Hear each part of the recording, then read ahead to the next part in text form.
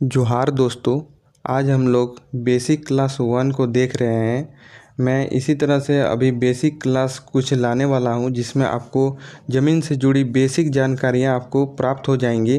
तो आज का टॉपिक है ज़मीन से रिलेटेड। तो आज हम लोग भूमि के प्रकार के बारे में जानेंगे कि भूमि कितने प्रकार की होती है और किसका क्या काम है, किसे आप खरीद सकते हैं, किसे बेच सकते हैं और किसे कहाँ से प्राप्त किया जाता है, और आपके खतियान में कौन सा ज़मीन वर्णित है आप मुझे कमेंट करके ज़रूर बताएं। तो चलिए पहले इसके प्रकार के बारे में जान लेते हैं। तो देखिए, पहला है गैर सिकमी दखलकार, फिर गैर मजरूआ आम, फिर गैर मजरूआ खास, उसके बाद देखिए गोचर, फिर जिला परिषद, फिर रैयती, फिर रेलवे, फिर उसके बाद वन भूमि, फिर है सिकमी। तो ये सभी भूमि के प्रकार हैं। तो कौन सा प्रकार किस काम में आता है, तो चलिए इसका हम लोग विस्तृत जानकारी लेते हैं। तो चलिए आज का वीडियो स्टार्ट करते हैं, और अच्छा लगे तो शेयर कर दीजिएगा और लाइक कर दीजिएगा। और आगे अब स्टार्ट करते हैं विस्तृत जानकारी को। सबसे पहला भूमि प्रकार है गैर सिकमी दखलकार। इसका मतलब होता है ऐसे व्यक्ति जो ज़मीन पर कब्जा करके बैठा है लेकिन वो कानूनी किराएदार या फिर सिकमी नहीं है। ठीक है। मुख्य बातें, ज़मीन पर उनका नाम खतियान में तो मालिक के रूप में नहीं होता है, ठीक है, लेकिन कब्जा हो सकता है। लेकिन अधिकार कमज़ोर होता है। विवाद होने पर प्रशासन द्वारा ज़मीन खाली भी कराया जा सकता है। तो इसका मतलब ये क्या है कि इसमें आप अपना अधिग्रहण रख सकते हैं, आप इसमें अपना घर मकान बना सकते हैं, लेकिन सरकार को अगर ज़रूरत पड़ेगी तो आपका घर मकान तोड़ के आपको हटा भी सकता है, क्योंकि आप मालिकाना हक इसमें नहीं लाते हैं। ठीक है। ये आप एक किराएदार की तरह हैं, और किराएदार भी आप वैसे फ्री वाले, आप कोई टैक्स नहीं देते हैं, तो इसीलिए आपको कभी भी इससे हटाया जा सकता है। दूसरा प्रकार है गैर मजरूआ आम। मतलब क्या है, ऐसी सरकारी ज़मीन जो गांव के सभी लोगों के उपयोग के लिए होती है। उदाहरण के लिए तालाब, खेल का मैदान, नदी नाला, ये सभी। मुख्य बातें, किसी एक व्यक्ति की निजी ज़मीन नहीं होती है, सरकार या पंचायत के अधीन होती है। तो ये गैर मजरूआ आम ज़मीन जो है आम जनता के लिए होता है, मतलब ये पब्लिक के लिए होता है। इसमें पब्लिक जैसे तालाब, खेल, नदी, ये सब के रूप में इसका यूज़ करते हैं। अब देखिए तीसरा प्रकार है गैर मजरूआ खास। तो आपको यहाँ खास शब्द से पता चल रहा है कि किसी खास व्यक्ति का हो सकता है। तो मतलब सरकार की ऐसी ज़मीन जो किसी व्यक्ति को पट्टा या बंदोबस्ती के रूप में दी जा सकती है। मुख्य बातें, मूल मालिक सरकार होती है। सरकार चाहे तो किसी को आवास या खेती के लिए दे सकती है।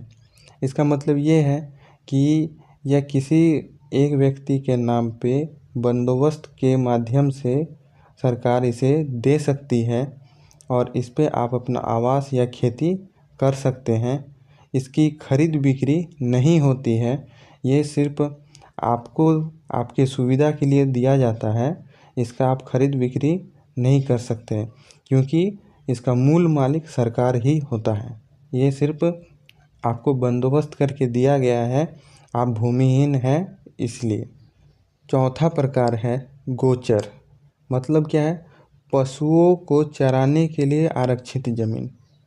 इसकी मुख्य बातें क्या है, गांव के मवेशियों के लिए छोड़ी जाती है। इन ज़मीन पर कब्जा करना अवैध माना जाता है। ठीक है, क्योंकि ये एक तरह से समझ लीजिए कि वन भूमि की तरह ही है, जो सरकार के द्वारा संचालित होती है, और यह सिर्फ पशु पक्षी के रहने के लिए, उनके खाने पीने के लिए ये जगह को छोड़ा जाता है, जिससे पशुओं को चरने और रहने के लिए जगह मिल सके। क्योंकि सभी लोग अगर हर जगह को घर बना लेंगे, अपने खेत खलिहान तालाब बना लेंगे, तो पशु कहाँ जाएंगे। इसी मुद्दे को देखते हुए सरकार द्वारा ये गोचर ज़मीन का आवंटन किया जाता है।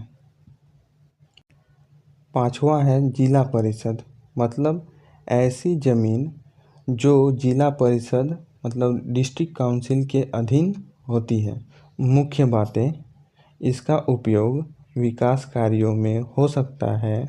स्कूल, भवन, कार्यालय आदि बन सकते हैं। मतलब कि जन सुविधा के लिए ऐसा ज़मीन आवंटित होता है जिससे स्कूल बन सके, भवन बन सके। और भवन मतलब निजी भवन नहीं, ऐसा भवन जिसमें लोगों का फ़ायदा हो, मतलब पब्लिक सेक्टर के लिए।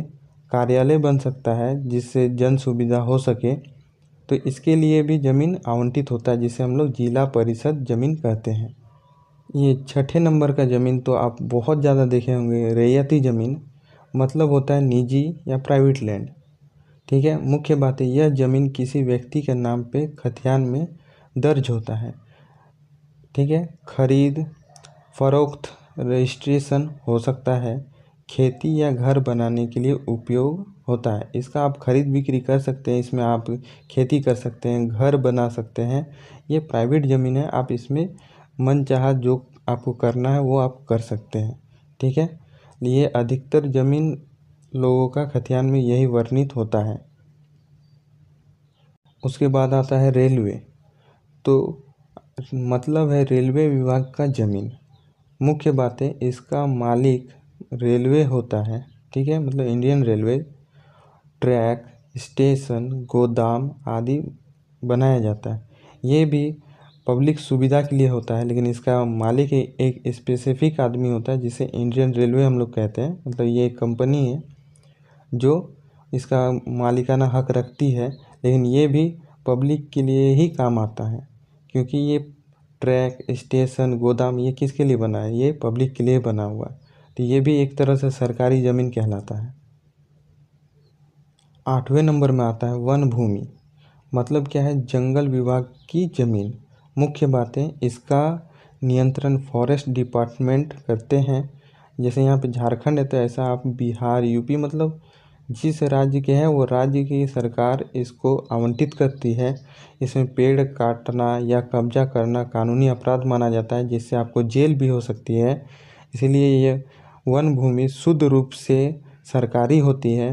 तो इसमें आप कोई भी अतिक्रमण नहीं करें या खरीद बिक्री की कोशिश ना करें, अन्यथा आपको जेल भी हो सकती है और कड़ी से कड़ी सज़ा हो सकती है। इसीलिए ये भूमि से आप बच के रहें। 9 नंबर में है सिकमी। मतलब ऐसा व्यक्ति जो किसी रैयत की ज़मीन पर किराएदार के रूप में खेती करता हो। मुख्य बातें, ज़मीन मालिक कोई और होता है। सिकमी व्यक्ति खेती करता है और हिस्सा या किराया देता है। मतलब वैसा ज़मीन जिसे आप रैयत के द्वारा लीज पर लें और उससे आप फसल या फिर कोई फैक्ट्री या कुछ भी आप लगा के छोटे मोटे उससे आप फ़ायदा उठाएं और उसका कुछ हिस्सा आप खेत के मालिक मतलब रैयत को दें और कुछ हिस्सा आप खुद रखें। तो वैसे ज़मीन को सिकमी ज़मीन कहा जाता है। मतलब लीज पे लिया हुआ ज़मीन, किराए पे लिया हुआ ज़मीन। चलिए अब लास्ट में सरल भाषा में आप समझ लीजिए कि रैयती ज़मीन मतलब निजी ज़मीन। गैर मजरूआ आम मतलब सार्वजनिक ज़मीन। गैर मजरूआ खास मतलब सरकार का ही है लेकिन किसी खास व्यक्ति पे बंदोबस्त हो सकता है। गोचर ज़मीन जिसमें पशु चराने के लिए। वन भूमि वो जंगल के लिए, और रेलवे मतलब रेल विभाग के लिए।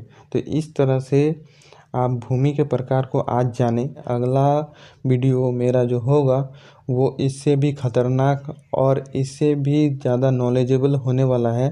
तो मेरे चैनल में जुड़ जाएं और अपने दोस्तों के बीच शेयर कर दें। जो ज़मीन से जुड़ी जानकारी प्राप्त करना चाहते हैं उन सभी दोस्तों को भेज दें और आप भी ज़मीन से जुड़ी जानकारी सीख लें, क्योंकि ज़मीन का जानकारी होना बहुत ज़रूरी है।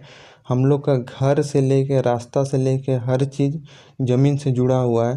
तो आप ज़मीन के जितने अच्छे जानकार होंगे आप समाज में उतना बेहतर तरीके से जी सकते हैं। तो चलिए आज का वीडियो यहीं पे समाप्त करते हैं। आपको कैसा लगा आप मुझे कमेंट करके ज़रूर बताएं, और अगर इन्फॉर्मेटिव लगे तो अपने दोस्तों को भी शेयर करें। अगर आपको लगता है कि मेरा वीडियो अच्छा है तो आप मेरे चैनल को सब्सक्राइब करें। अगर नहीं लगता है तो कोई बात नहीं, आपका मर्जी। तो चलिए आज का वीडियो यहीं तक है। जोहार।